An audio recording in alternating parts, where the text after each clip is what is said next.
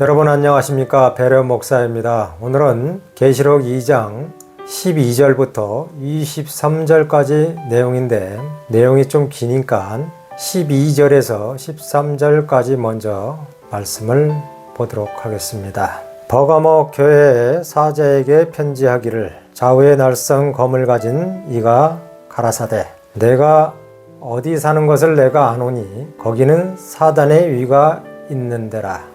아멘. 일단은 여기까지 한번 보겠습니다. 여기 보니까 13절에 사단의 위가 있는데라고 하였습니다. 13절에 사단의 위라는 말이 나옵니다. 사단의 위가 뭔 말이냐면은 쉽게 얘기해서 큰 교회든 작은 교회든 교인들에게 군림하는 것을 사단의 위라고 합니다. 교회의 목사는 성도들을 섬기는 자지 다스리는 자가 아닙니다. 예수님도 전 인류를 위해서 종으로 섬김으로 오셔서 십자가에 달리기 전에 마지막 말씀이 너희는 섬기는 자가 되라 하였습니다. 이것이 바로 우리에게 한 말입니다.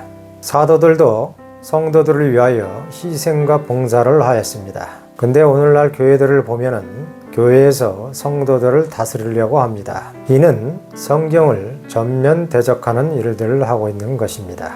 교회를 자식에게 넘겨준다든가 교회 재정을 횡령한다든가 그리고 직분을 돈 받고 준다든가 여러 가지 많이 있습니다. 수없이 많은 제약된 일들이 오늘날 교회에서 일어나고 있습니다. 그럼 이런 일들을 교회에서 행하는 거짓 목사가 있다면 그 사람 앉아있는 데가 사단의 위라고 생각하시면 됩니다. 그리고 그 주위에 거짓된 목사를 수정하는 사람들이 많이 있습니다. 예수님 때나 지금이나 거짓 선지자와 거짓 목회자는 항상 존재하고 있는 것입니다.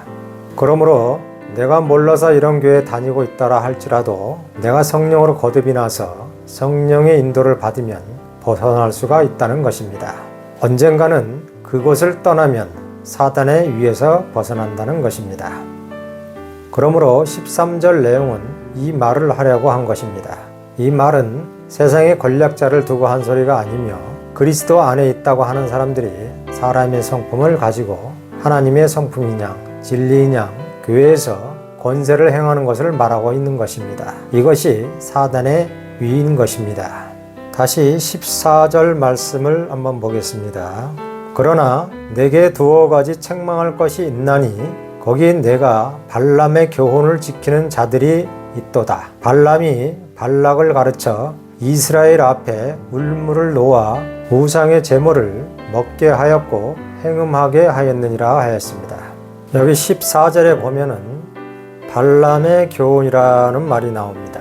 우선 발람의 교훈에 대하여 알아야 합니다. 사단의 위가 발람의 교훈입니다. 다시 말해서 믿음은 있지만 발람의 교훈을 받았다는 것입니다. 즉 타락했다는 것입니다. 11조를 내면은 복 받는다. 헌금을 내면은 하나님이 축복을 한다. 이런 것을 따라하면 믿음은 있지만 발람의 교훈을 받는 것입니다. 이런 사람을 여기 보니까 우상의 제물을 먹게 하였으며 또는 행음하였다라고 하는 것입니다. 거짓된 목회자가 잘못 가리키면 신자들을 우상의 제물을 먹게 하는 것이며 행음하게 하는 것입니다. 우상이 무엇인가에 대해서 처음 기초과정에서 자세하게 여러분들에게 말씀을 드렸습니다. 못 들으신 분은 기초과정을 참조해 보시길 바라겠습니다. 다시 간단히 말씀드리자면 11조를 내고 헌금을 내고 각종 감사헌금을 냈다 하여도 그리스도의 영이 그 안에 없으면 우상의 제물을 먹는 것입니다. 즉 행음하는 것입니다. 음행이란 세상에서는 남녀가 부적절한 관계를 음행이라고 합니다. 하지만 성경에서 말하는 음행은 다릅니다. 두 마음을 품는 것을 음행이라고 합니다. 하나님도 사랑하면서 세상도 사랑하면 음행과 우상이 되는 것입니다. 하나님을 사랑하는 마음으로 교회에 돈을 내는 것까지는 좋으나 복 줄 것을 생각하면 두 마음이 되는 것입니다. 발람의 교훈이 뭐냐면 이스라엘 백성에게 제물을 먹게 하는 것입니다. 헛것을 가리키고 주장하는 것, 이것이 우상의 제물을 먹게 하는 것입니다. 오늘날 교회들이 기복신앙으로 하나님을 섬깁니다. 오늘날 한국교회가 하나님을 돈 먹는 하나님으로 만들어 버렸습니다. 하나님이 가장 싫어하는 것은 바로 우상입니다. 누가 그랬습니까? 거짓 목회자들이 그랬습니다. 옛날에는 거짓 선지자, 오늘날은 거짓 목회자들이 우상의 제물을 먹게 하는 것입니다. 오늘날 한국 교회가 돈으로 하나님을 섬기니 교회가 부패하고 사회가 어지럽고 별 이상한 사람들이 다 나타납니다. 하나님을 욕되게 하니 그 죄가 적지 않을 것입니다. 오늘날 거짓 목회자들이 한국 교회를 망친 것입니다. 여기 보니 발람이 우상의 제물을 먹게 하였다 하였습니다. 성경을 이스라엘의 역사로만 볼 것이 아닙니다. 구약 성경 민수기 23장에 보면은 발람의 7단을 쌓은 내용이 아주 잘 나와 있습니다. 원래 단은 하나님께 하나만 쌓아야 되는 것입니다. 근데 발람은 이것을 무시하고 7단을 쌓았던 것입니다. 근데 발람은 왜 7단을 쌓았을까요? 원래 단 하나에 양 잡고 제사를 지내는 것이 맞는데 발람은 한 제단에 단을 7개를 만들어서 양과 소로 제사를 드렸던 것입니다. 그러므로 하나님의 신이 감동하여 이스라엘을 축복했던 것입니다. 이것이 이스라엘에게 우상이 되었던 것입니다. 왜냐하면 단 하나에 소 한 마리 바치는 것보다는 단 7개에다 소 7마리 바치면 7배가 늘어나기 때문입니다. 여기서 7이라는 숫자는 주님의 성품의 상징인 것입니다. 근데 발람이 드렸던 7은 하나님과 반대되는 성품입니다. 어두움의 7이었던 것입니다. 즉 사람의 성품을 말하는 것입니다. 사랑 반대는 미움이며 거룩 또한 반대는 불의입니다. 발람의 7단이 하나님의 사랑에 반대되는 것입니다. 발람이 자기 마음대로 7단을 세워서 이스라엘을 망하게 했던 것입니다. 그래서 이스라엘 백성이 발람에게 배워서 애굽에 들어가서 전부 발람의 단을 세웠던 것입니다. 발람이 예언하고 방언하고 7단을 세우면 복이 되는구나 생각을 하였던 것입니다. 오늘날 교회에서도 11조는 하나님의 것이라고 축복을 엄청나게 합니다. 하지만 이것은 우상입니다. 율법의 11조를 하게 되면은 예수님의 신분을 버리게 되는 것이며 그리고 그리스도의 은혜에서 떨어지며 예수님이 율법을 다 이루었다고 선언을 했는데도 불구하고 예수님의 신분의 11조의 의미를 모르고 돈을 하나님께 바친다면은 이것은 발람의 7단을 쌓는 것이며 우상의 제물을 먹는 것입니다. 그러므로 본인뿐만 아니라 이를 행하는 자는 그 죄가 적다하지 않을 것입니다. 왜냐면요 골로새서 3장 5절에 보면은 탐심은 우상 숭배라고 하였습니다. 하나님의 진리를 행하지 아니하고 사람의 교리로 이를 행하고 가르친다면 이것이 우상의 제물을 먹는 것입니다. 발람의 7단을 쌓았다는 것은 하나님을 정면 대적하는 것입니다. 오늘날로 말하자면 사람의 성품으로 예수님의 성품을 대적한다는 것입니다. 헌금과 11조를 내므로 100배 1000배로 받을 것이라는 탐심이 마음으로 들었기 때문입니다. 이것이 사람의 가르침이며 그리스도의 가르침이 아닙니다. 주님의 가르침은 오직 주님의 성품인 사랑으로 행하라는 것입니다. 다시 16절 말씀을 보겠습니다. 그러므로 회개하라. 그리하지 아니하면 내가 내게 속히 임하여 내 입이 거물어 그들과 싸우리라. 여기 보니까 싸운다는 말이 나옵니다. 싸워서 싸운다는 말이 아니고 하나님의 말씀이 성령도 되고 예수님도 되고 검도 되는 것이며 이렇게 여러 가지로 많이 쓰입니다. 예수님이 검지러 왔다라고 하였습니다. 검은 자르기도 하며 또한 베기도 합니다. 말씀이 우리 마음속에서 이루어지면은 내 악한 성품이 베어지는 것입니다. 내 속에서 악한 사람의 성품이 떠나고 그리스도의 성품이 내 속에 있다면 이 또한 검으로 자르는 것입니다. 성경에는 검으로 베이는 것이 2가지가 있습니다. 첫째로 남을 찌르고 베이는 것이 하나 있고요. 둘째로 내 성품을 자르는 것이 하나 있습니다. 여기서 내 검으로 싸우리라는 것은 내 말을 가지고 너희들이 싸우게끔 사탄이를 보내어서 싸우게 한다는 소리입니다. 근데 여기서 보면은 예수님이 직접 하는 것처럼 보입니다. 하지만 예수님이 직접 하는 것이 아니라 사탄이가 해도 예수님이 하는 것이 되는 것입니다. 이렇게 하나님이 여러 가지로 영들을 쓰시는 것입니다. 오늘날도 성경 문자 가지고 싸웁니다. 서로 옳다고 개신교는 천주교와 장로교는 다른 교와 싸웁니다. 성경 문자는 끝이 없으며 죽이는 것입니다. 그래서 성경 문자는 검이 되는 것입니다. 하지만 성경 문자 속에는 뜻이 있으며 이것이 내게 이루어지면은 이것은 생명의 검이 되는 것입니다. 히브리서 4장 12절에 보면은 하나님의 말씀은 살아있고 운동력이 있어 좌우의 날선 어떤 검보다 예리하여 혼과 영과 관절과 골수를 쪼개니라 하였습니다. 여기서 혼은 우리의 나쁜 생각을 말하는 것이며 영은 우리의 불의함 말하는 것이며 관절은 우리의 나쁜 행위를 고치는 것입니다. 이것을 성경에서는 생명의 검이라고도 하며 또는 생명의 말씀이라고도 하며 또는 되어지는 말씀이라고도 합니다. 그리고 사람을 괴롭게 하고 사람을 힘들게 하는 것은 육의 칼입니다. 즉 성경 문자를 말하는 것입니다.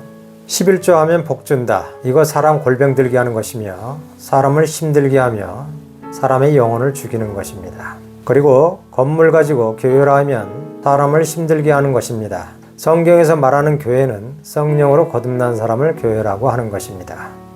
우리의 단은 오직 하나만 있어야 합니다. 영에서는 그리스도만이 있어야 하고 생명에서는 나만 단입니다. 생명에서는 주님과 나만 존재할 뿐입니다. 단은 육에서는 문자 그대로 단이 맞습니다. 영에서는 예수님이 단입니다.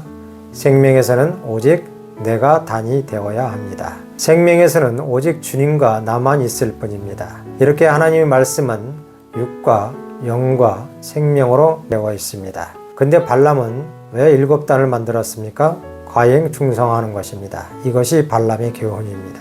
율법의 11조 헌금을 안 하고 연보를 하면 되는데 예수님이 십자가에서 율법을 폐하시고 이루셨는데 굳이 이것을 끄집어내어서 신자들에게 행하라고 하니 그 죄가 오늘날 적지 않습니다. 이런 것들은 전부 진리를 대적하는 것입니다. 그러므로 이것이 발람의 7단이라고 생각하시면 됩니다. 그리스도인은 오직 단이 하나입니다. 예수님만 오직 단입니다. 아주 중요한 말씀입니다.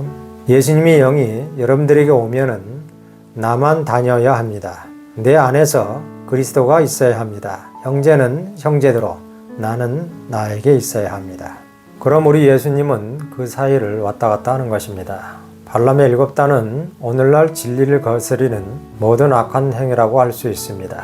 우상의 제물은 옛날엔 거짓 선지자, 오늘날은 거짓 목회자가 하는 모든 것이 우상의 제물이 되는 것입니다. 그래서 버가모 교회는 발람의 교훈을 따랐던 것입니다. 그리고 많은 믿는 자들을 유혹을 하였습니다. 11조 헌금 내면은 100배 1000배 복 준다는 것이 오늘날에는 이것이 유혹입니다. 다시 17절 말씀을 보겠습니다. 귀 있는 자는 성령이 교회들에게 하시는 말씀을 들을지어다. 이기는 그에게는 내가 감추었던 만나를 주고 또 흰돌을 줄 터인데 그 돌 위에 새 이름을 기록할 것이 있나니 받는 자밖에는 그 이름을 알 사람이 없다고 하였습니다. 여기 보니까 돌 위에 새 이름을 기록할 것이라고 하였습니다. 여기 보니 만나와 흰돌이 나옵니다. 흰돌은 의로움을 말하는 것이며 의로운 믿음을 흰돌이라고 합니다. 예수님은 흰돌, 돌은 믿음의 상징이며 깨어지지 않는 것이 돌입니다. 그러니 돌은 당연히 예수님이 맞습니다. 출애굽기에 보면은 대제사장에게 흉패를 붙여서 보석 12개를 달고 다니는 말씀이 나옵니다.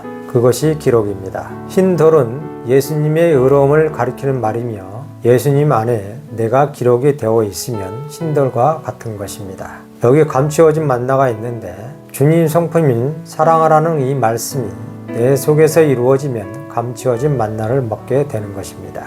감추었다는 것은 아무나 말씀을 먹을 수가 없다는 것입니다. 말씀이 곧 만나인데 이것을 아무나 못 먹는 이유는 문자로 가려져 있기 때문에 진리의 성령이 가르쳐 주거나 깨닫게 해주지 않으면 알지 못한다는 것입니다.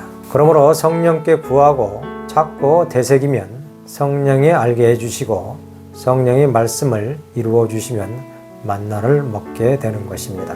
성경에는 먹는 것이 3가지가 있습니다. 항상 하나님의 말씀은 3가지가 있다고 말씀을 드렸습니다. 육의 말하고 영의 말하고 그리고 생명의 말씀이 있다고 하였습니다.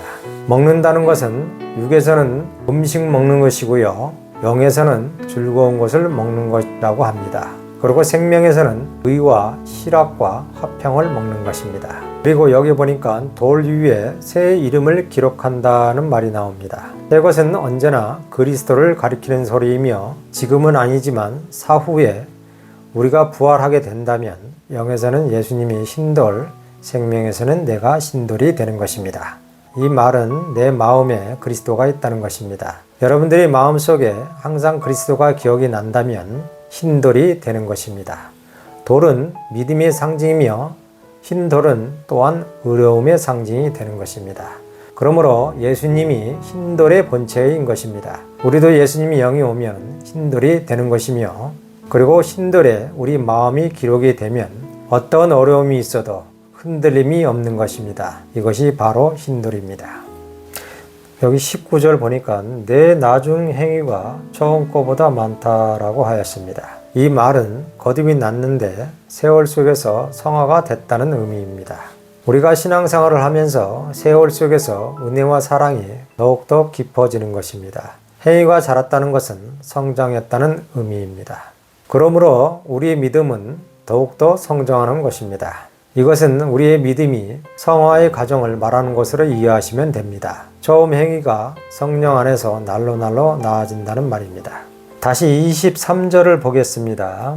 내가 너희 각 사람이 행위대로 갚아주리라 라는 말이 나옵니다. 우리가 성령의 행위로 산다면 아들로 부활할 것이며, 그러므로 우리의 행위가 무엇으로 열심을 내느냐가 결정나는 것입니다. 내가 살아가면서 성령으로 산 행위냐, 진리로 산 행위냐, 아니면 세상의 윤리도덕으로 산 행위냐. 우리의 믿는 신앙이 세상 것으로 산다면 영생하고는 멀어진다는 것이 23절의 요지입니다. 오늘은 여기까지 하겠습니다. 다음 시간에 또 뵙겠습니다. 감사합니다.